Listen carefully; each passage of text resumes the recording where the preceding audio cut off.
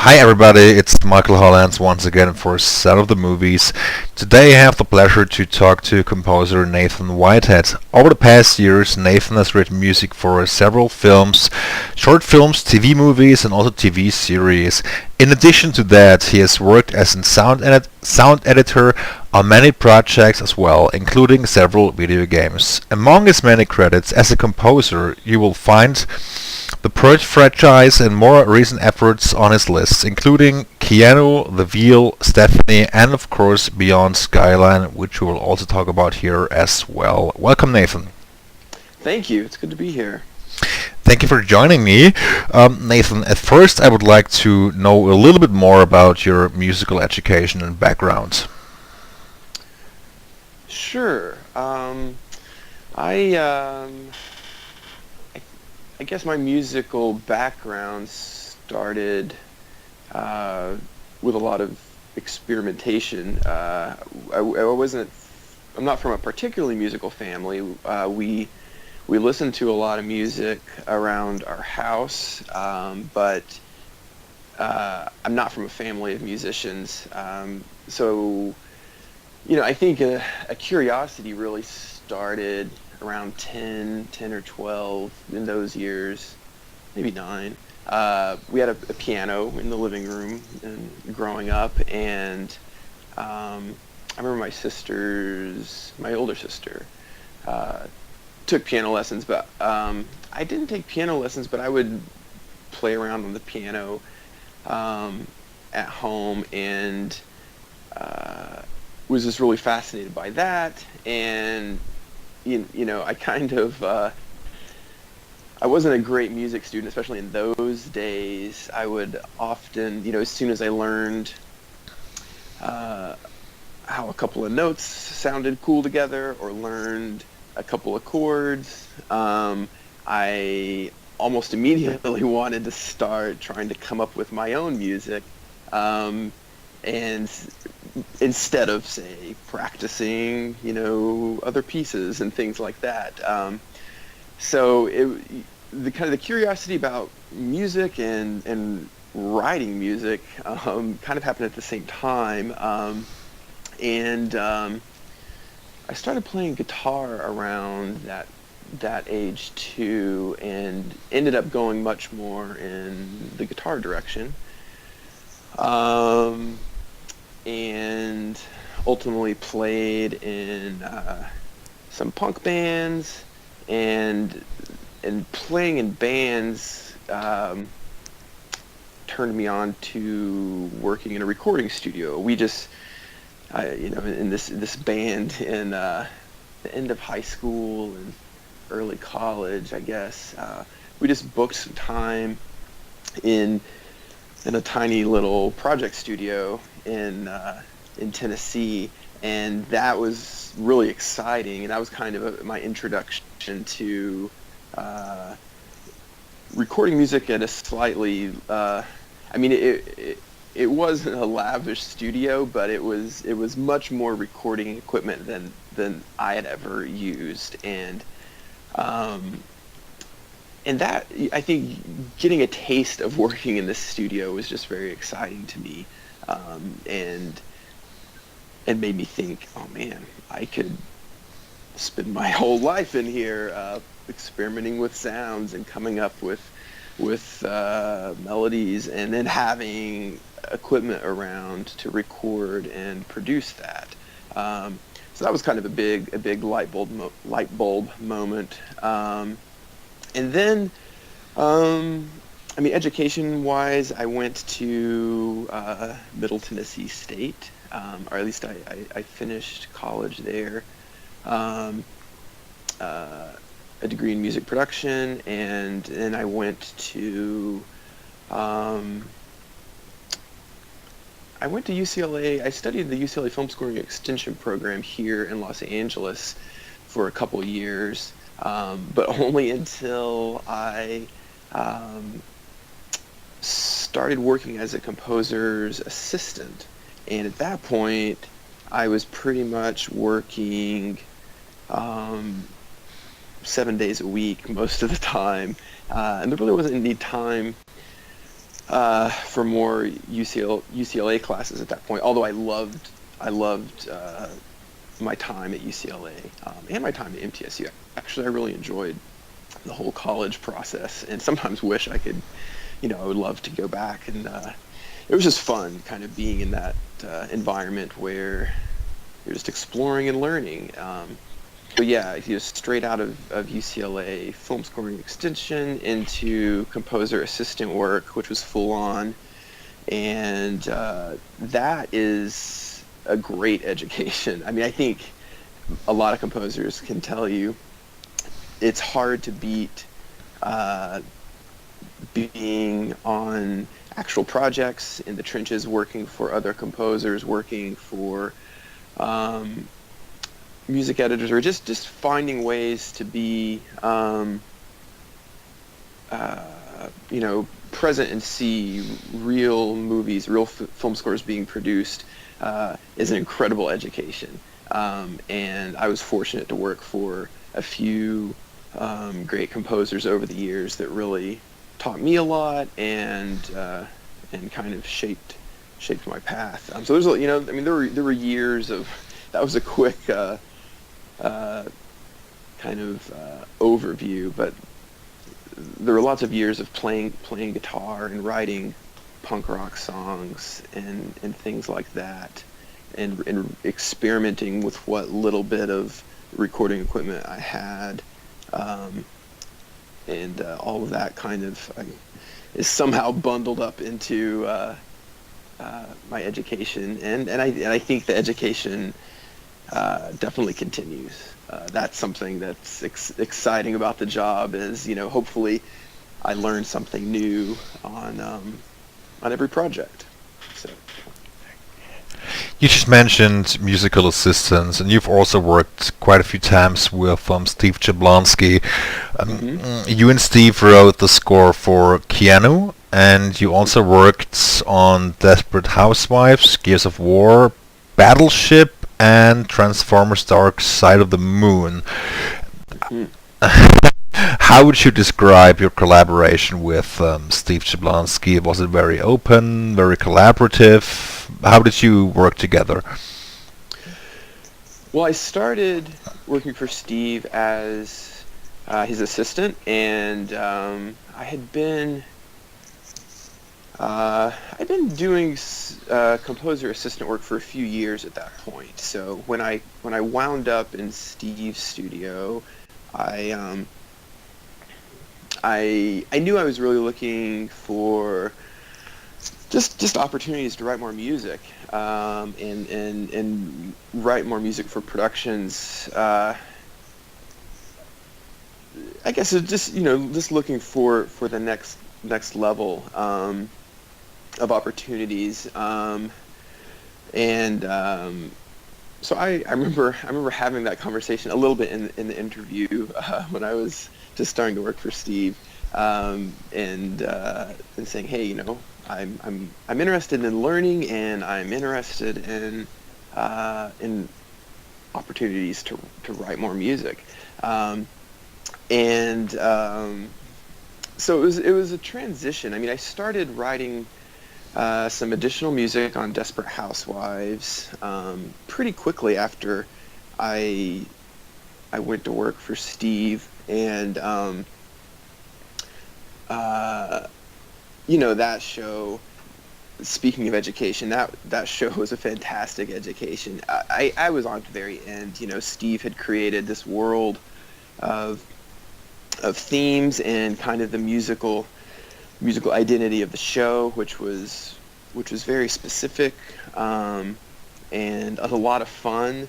And so I was very much just trying to come up to speed, both with the demanding schedule of television and learning, just learning the ropes musically, how to fit into that show, especially one I came on at the end, or in the middle, I guess, of season 6, and then it went to season 8, so I was on for the last 2.5 seasons. But yeah, in the beginning, Steve was he's been a wonderful mentor to me. And in the beginning, like I said, I was his assistant and moved into these kind of support composing roles. And then over the years, I think it got more collaborative. As he kept he's been busy. He's has a great career, and as projects would roll in, generally I would find myself with more responsibility each time, and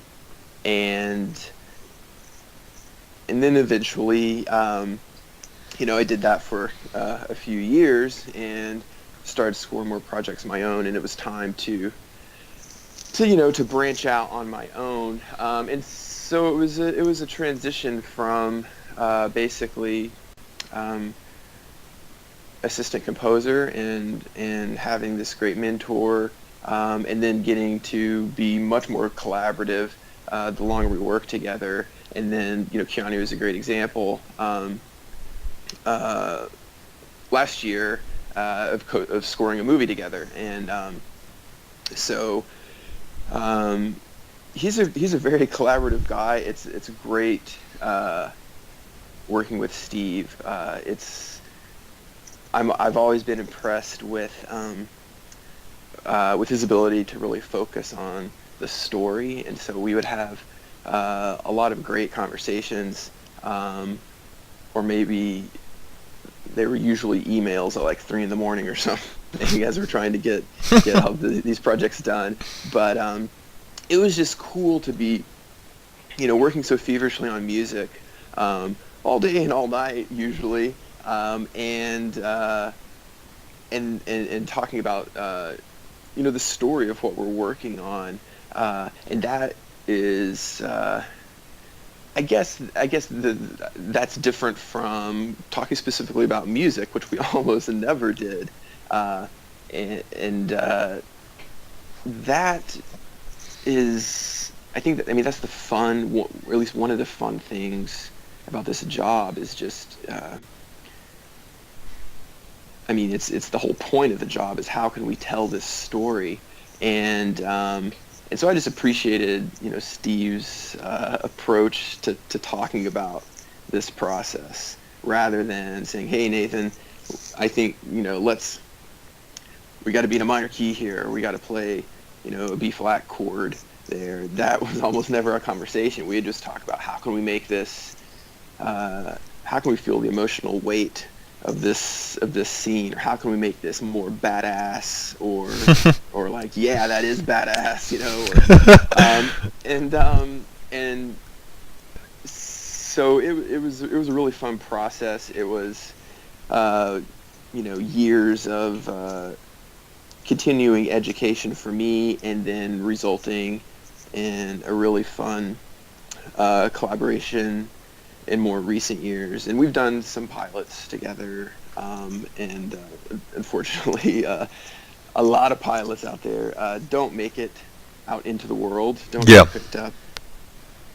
So yeah, that's kind of the story of working with Steve, I guess. And it's been a great thing. It's been a wonderful thing.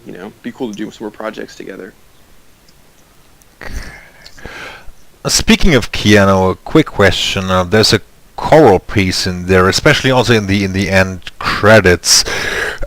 Yes, it's very, very great piece of music.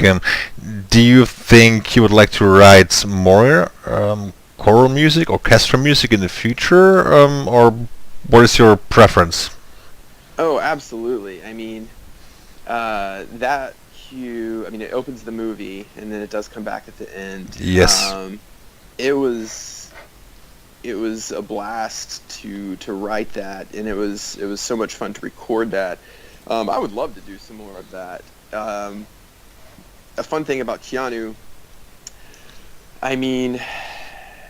the music was pretty serious, a little more like just a serious, dramatic action score in a lot of ways, and we really went over the top on that choral section. And you just don't get a lot of opportunities to do that. And another thing that was fun was just kind of we got to give the choir a decent workout. There's a lot, I feel like, in recent years, a lot of the choral music in films is very quiet, which is an amazing sound. A choir singing softly it can be haunting, and it's beautiful, and it's delicate, and so we've got kind of those whispery chants that come in, but then we also got to get huge with the choir and have them actually sing loud and forcefully, and it was cool.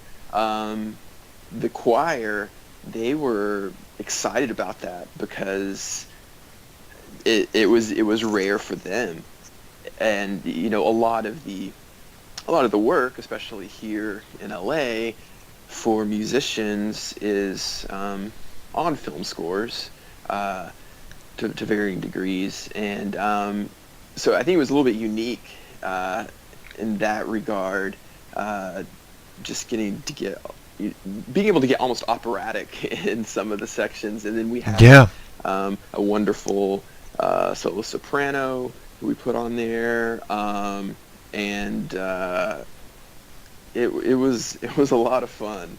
It was a lot of fun. The session was a lot of fun. I remember it was kind of a crowded control room, and people were pretty excited. Steve and I were pretty excited just hearing what was coming through the speakers, through the glass, these people singing. So that was awesome to work on, and I would love to work on some projects, get to write some more music in that vein, for sure. All right.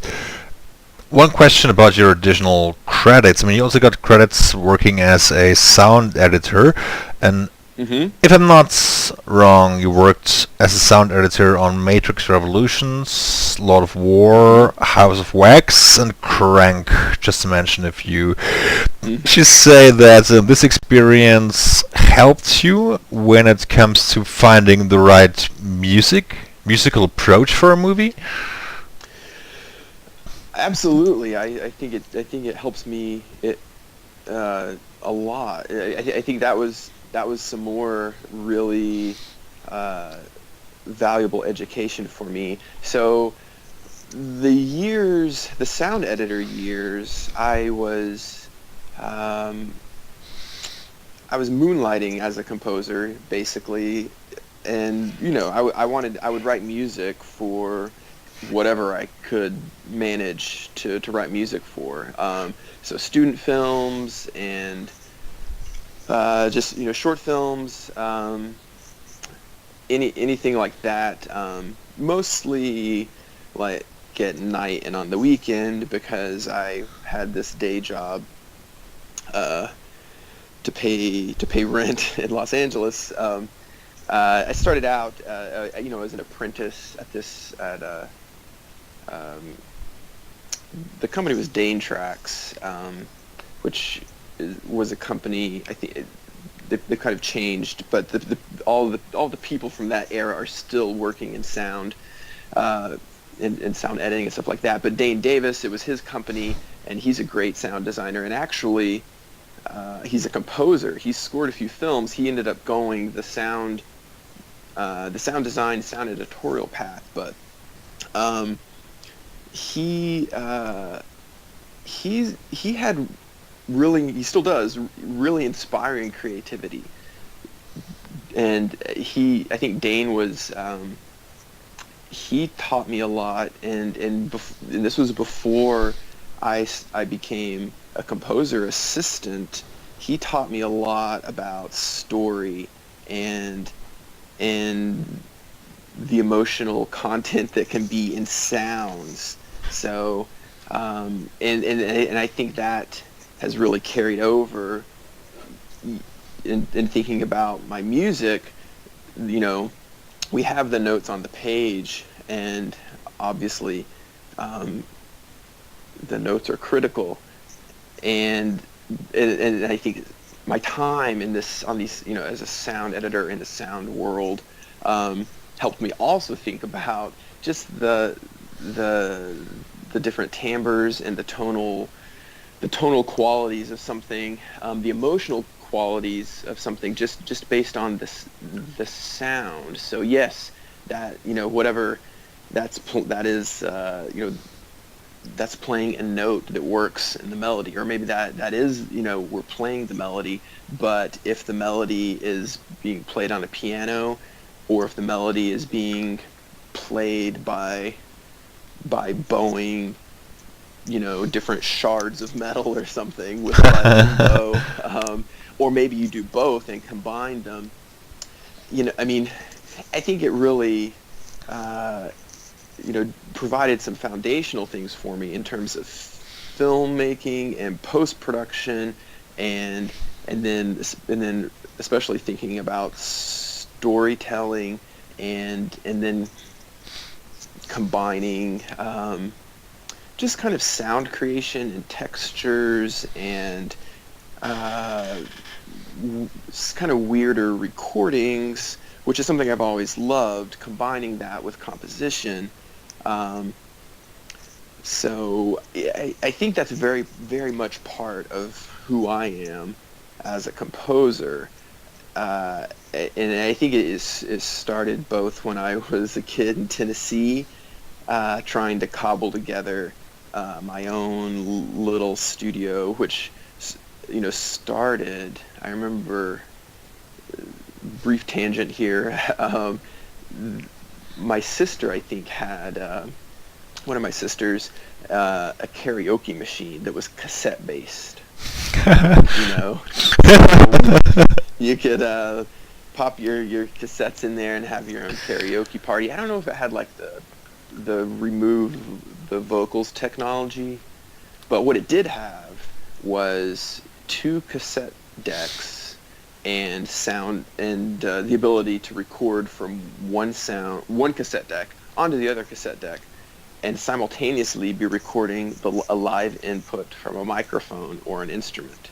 So that was like my that was just some early recording studio, I use that term loosely, gear that I used, using cassettes in this karaoke machine to record me playing guitar, or record, I had this Casio, I still have this Casio keyboard in my studio, a Casio SK1, record some beats from that onto a cassette, and then play the cassette, and record that onto the other cassette while simultaneously performing a new part. So it was this crude multi-tracking setup.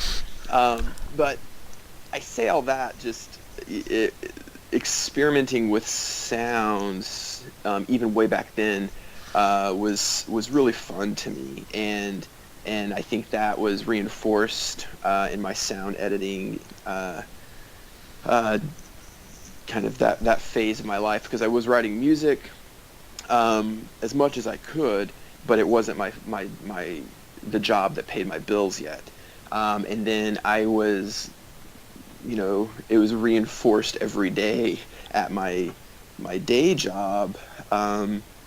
Just thinking about, I would see these films come in, and I would see the edit change just as an assistant, see how the film evolves over the course of editorial. And then I would, get to observe Dane. And there was a period of time, particularly on Matrix 3, I guess, when I was doing a lot of assistant work, particularly for Dane Davis, and he's a very hard worker, and he'd be in the studio, I don't even, like 7 a.m. He owns the company, and he's there before anybody is there, and it was really inspiring. And some of that time where I was fortunate to kind of closely observe Dane and hear some of his thoughts about just how every little detail, things that you might dismiss as being a trivial part of the process. Footsteps and sound effecty things. Every step of the way, he was thinking about the story and the project and how does this sound, this seemingly maybe boring sound in some ways, does that fit in the story? Does it support the story? Does it detract from the story?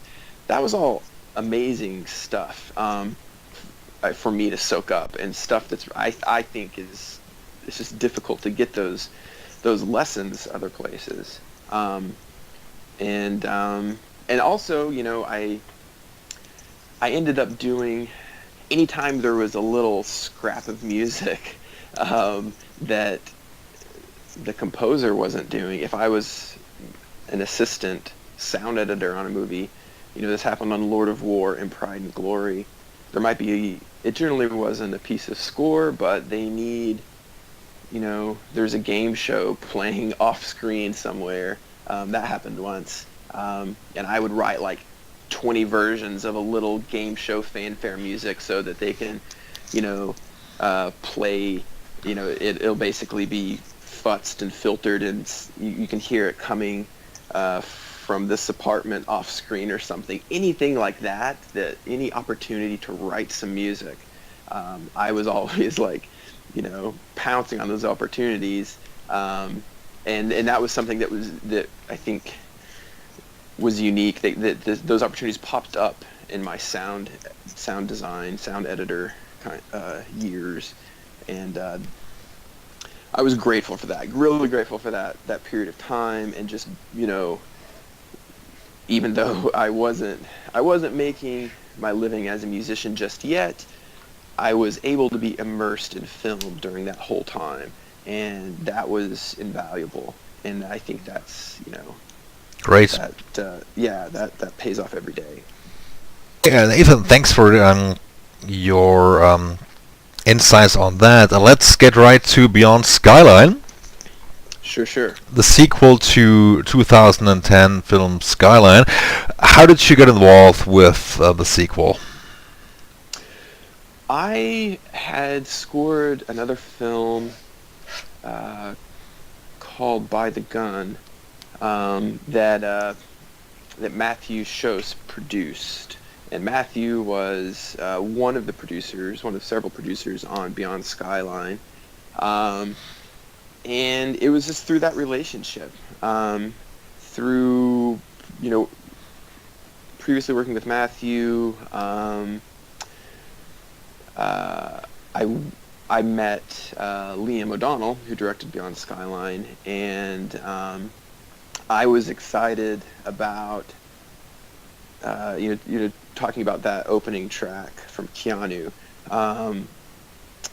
Beyond Skyline doesn't go into that territory exactly, but there's a lot of really big music. There's big action set pieces, so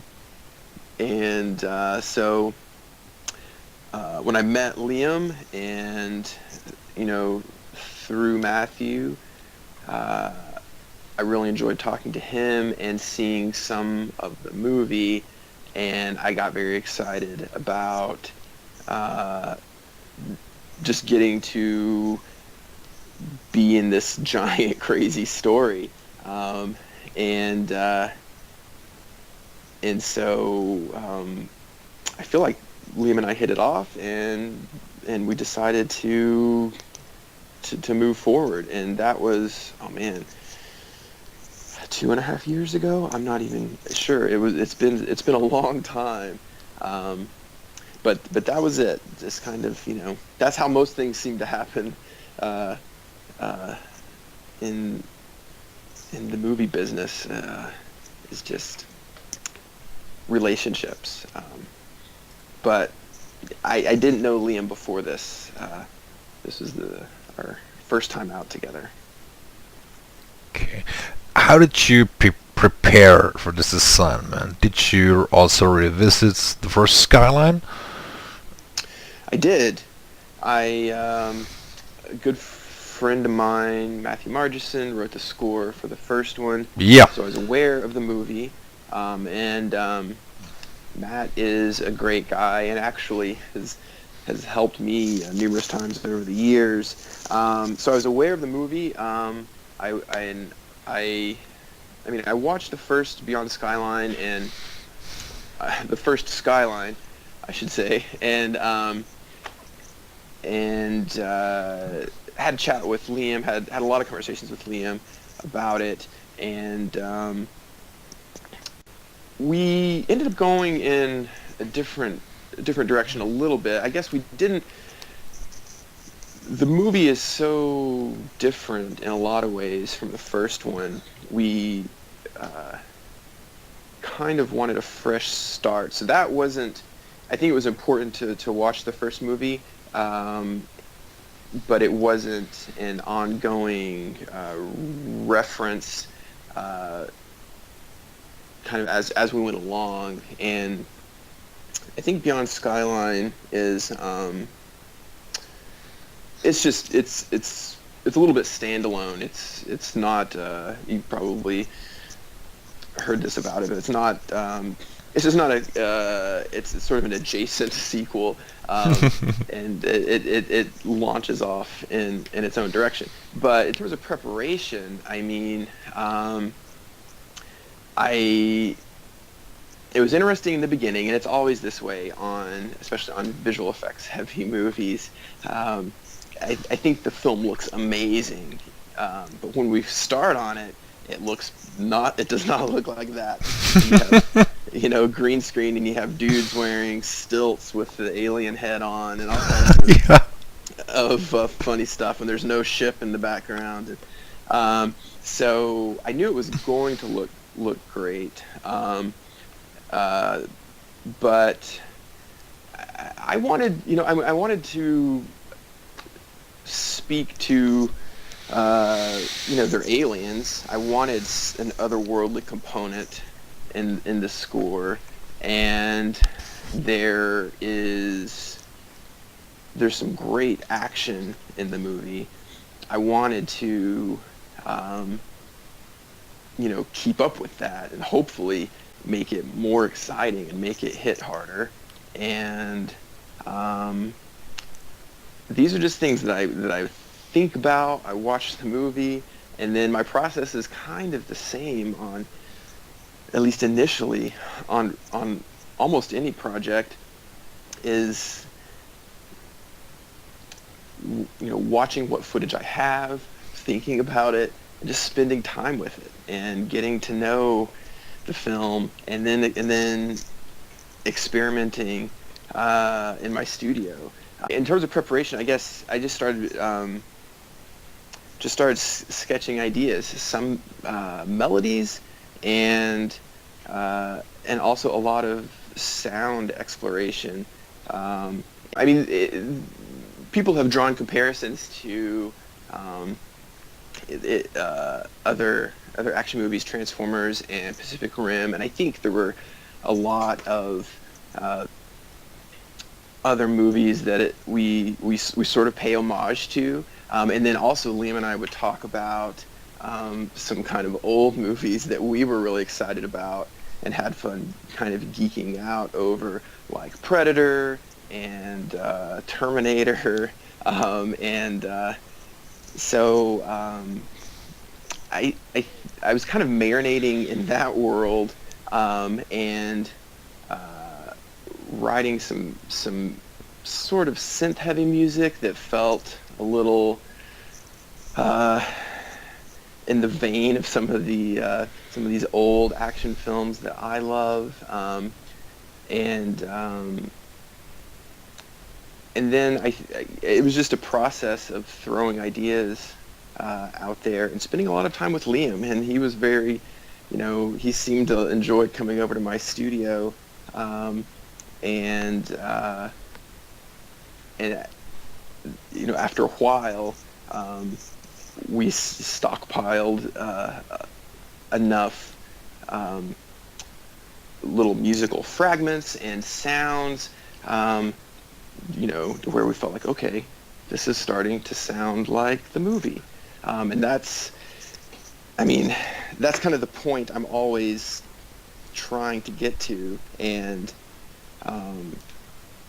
I don't know if it sounds confusing and nebulous. I think that's because it really is kind of mysterious, and is very much a gut reaction thing. At least that's what I try to I try to get to that point where I can trust my gut and hopefully learn as much as I can about the story from Liam and kind of his vision, and then trust when I hear something, it's like, oh man, that totally sounds like the alien ship.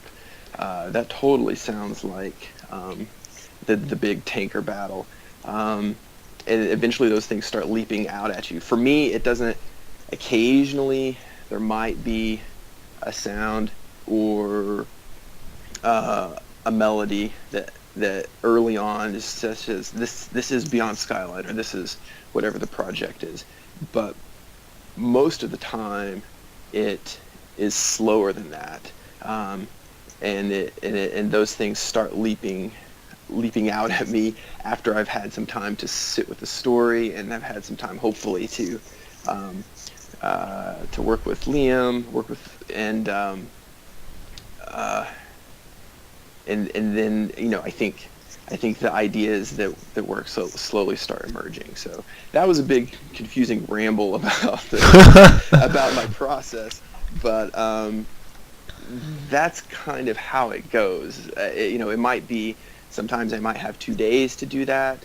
Sometimes it might be I get a month to experiment and sit with the movie, but that's kind of how things unfolded. It was a lot of fun. Great. Will there be an album release of the score? Yes, I think there will be. And I say I think just because we're still working out some final details. I'm 99% sure that that's going to happen, and I'm excited to let people know as soon as possible. Obviously, the film is in theaters in the U.S. today. Yes, it opens today. Yeah. Yes, yeah, and so it's been making its way around the world, and people seem to be enjoying it, which is awesome. But yes, look for a soundtrack release, and I hope to announce something about that very soon. Very good. How much music did you actually write and record for the project? About 2.5 hours.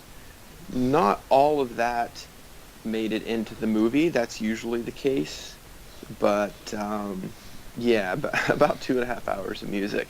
And over the course of the project, I think the movie's an hour 45 right now, and it was definitely longer at various points along the way. So it was pretty giant project. Since we're talking about a modern science fiction movie, did you feel there was kind of a necessity to write electronic music, or music that is primarily electronic?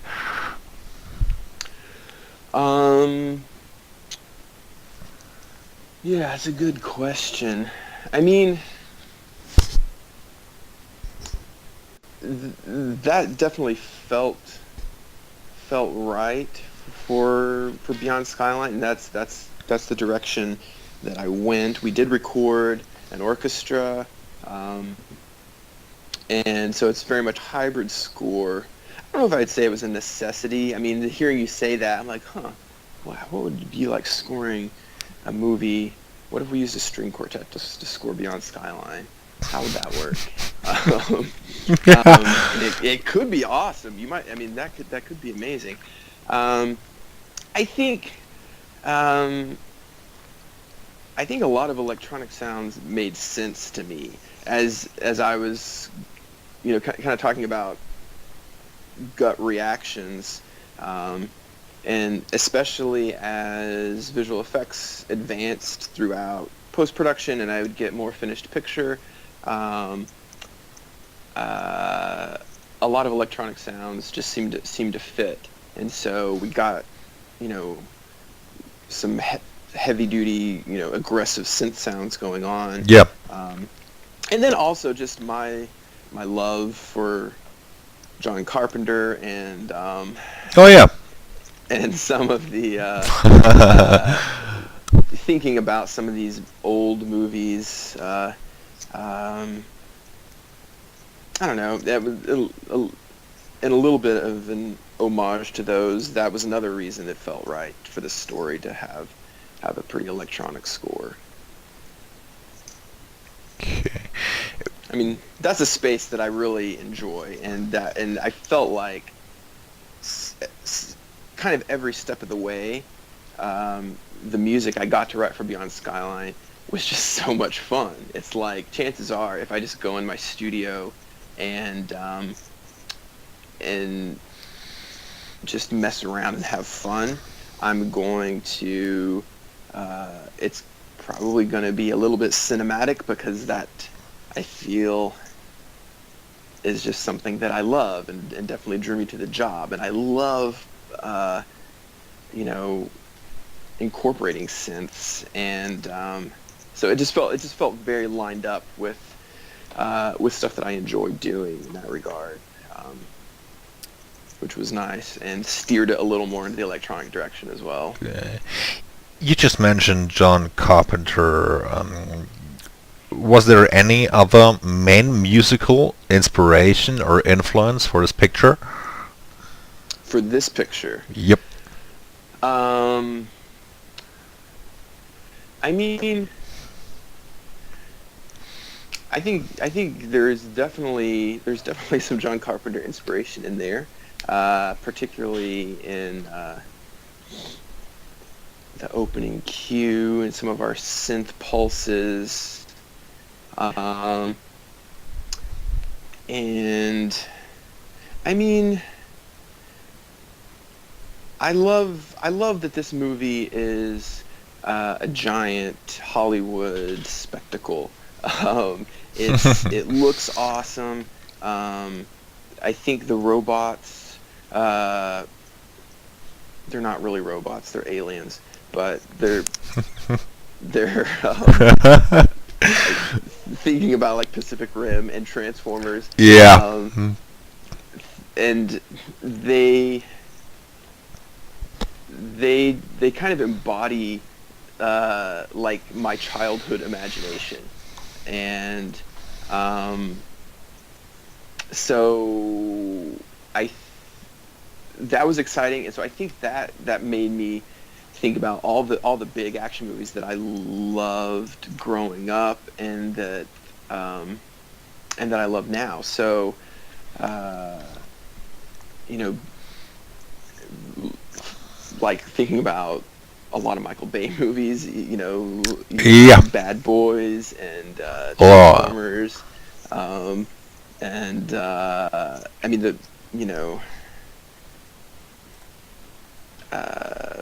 I mean, Pacific Rim is a great recent example, but even going back when I was a kid, and like getting exposed to Godzilla, Yes. I liked those movies and those creatures, Mothra and Rodan, and this you know, Beyond Skyline is not that, but I think there are some similarities in how our aliens look, and the scale of it all, you know, because we've got these just giant aliens that battle. I mean, kind of all of the aliens are pretty big compared to a human, but then we've got you know, these enormous I don't know, 80 feet tall, 100 feet tall or something. So I think all of that, I mean, all of the action movies that I loved, ranging from, you know, Raiders of the Lost Ark, to, you know, the first Transformers, to working for Steve Jablonsky on projects like Battleship, and then even Brad Fiddel's Terminator theme is something that I've always loved, and I don't know that we exactly pay tribute to that musically, but there's a vibe there, when all these little points from my life that made me so excited about film, and so Beyond Skyline for me was like, this is one of the amazing, exciting action stories, kind of a popcorn movie that I loved as a kid, and I still love. That's a part of filmmaking that excites me and is fun. And so, yeah, I think I drew on all of kind of my exciting Friday nights going to the movies as a kid. Yeah. And funneled that into this project, which was just cool. Great. Do you feel that it required many meetings, discussions to find the right approach or right tone for this film? I feel like we got to we found kind of an agreement, Liam and I, pretty quickly. I've certainly had projects take longer. I think that's one thing that made it fun. I mean, not every piece of music that I wrote was a home run on version 1, for sure. And it was a very collaborative process, and Liam, he definitely shaped the music, but I think, one of the first pieces I wrote was kind of this pulsy synth piece for the opening of the film, and it wove a little bit of my my love of synthesizers and John Carpenter in there, and I remember Liam responding well to that piece, and that was kind of nice. Not every project is like that, but it was cool to kind of just have things click a little bit right off the bat. So that part of this project felt pretty natural. It felt like it came together fairly quickly. Right. At that point, we still had the other, 2.5 more hours of music to write, but feeling good about the tone was definitely a big milestone. Great. Okay. Now we've talked about Beyond Skyline quite a bit. What's next for you? What are your future project and goals? Well, right now I am finishing up a video game, a PlayStation game. We're mixing the score, and I can't really talk too much about it yet, unfortunately. Although I'm very, very excited to soon. So that will keep me busy for a couple more months, and that project has been. It's another big one. It's 2.5 hours of music as well. 2 years in the making. So I hope to get to share more about that very soon. And there's some stuff brewing for early 2018 that might be purge related. And Oh yeah. there's a lot of stuff that's not. Well, I just can't speak too much about yet, but it should be an exciting year. But there's nothing. I guess the next thing that will probably that I'll get to talk about will be the PlayStation game. So that's an alarming lack of detail for you. But unfortunately, that's have to keep things on the down low sometimes. Yeah, sure, I totally understand. I mean, that's no problem at all. Is there anything else you would like to add?